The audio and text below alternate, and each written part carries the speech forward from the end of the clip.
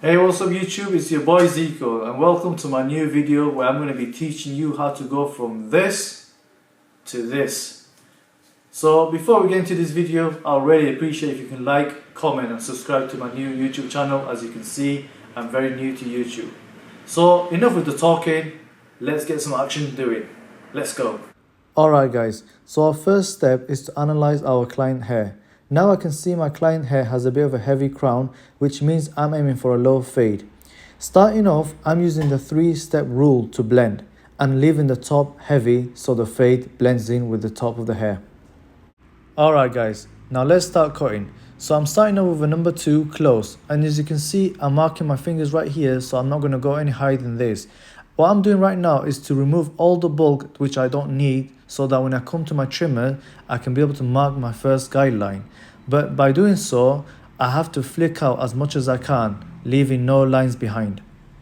Okay, so now you're done with your number 2. As you can see, the hair is moving backwards, so it's coming towards me. What I'm going to do is get the clipper overcomb and I'm going to go against the grain. Now I'm going to go 2.5 and I'm going to remove the line which I just created, leaving no lines behind, because as much as it blended, it's easy for me to fade from 0. So now I'm done with the number 2. I've pointed out with the thin scissors where I've created a line on the top.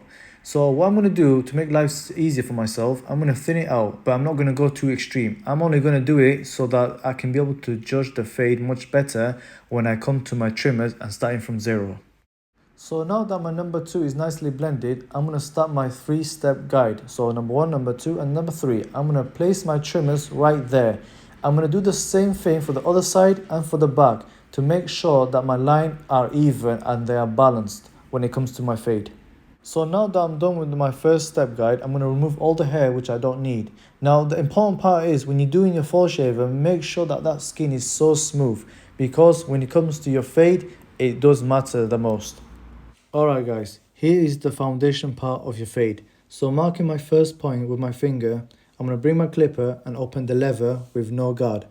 When doing so, make sure to flick out as much as you can so that when you come to closing the leather, you can see where to attack the line which you just created.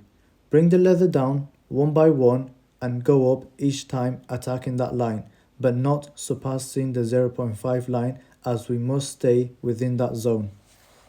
So moving on to our next step, I'm going to bring my 0.5 guard, open the lever, and I'm going to do the same exact thing, marking my 1 finger length, and I'm not going to go any higher than this.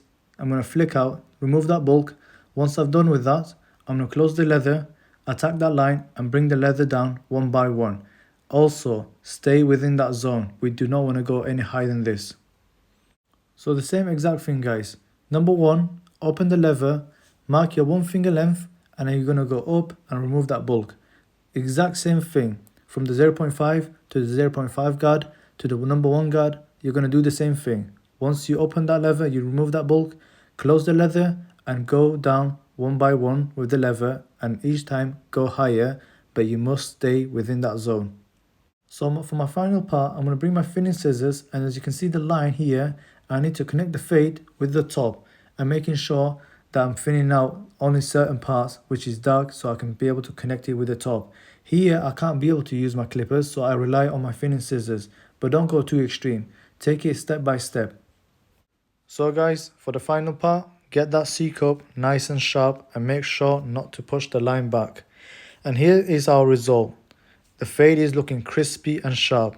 If you like this video and want to learn more about fade, styling, dealing with different type of hair, I would appreciate you guys dropping a like, comment and subscribe to my YouTube channel, and make sure to follow my Instagram, Zico Barber. Peace out.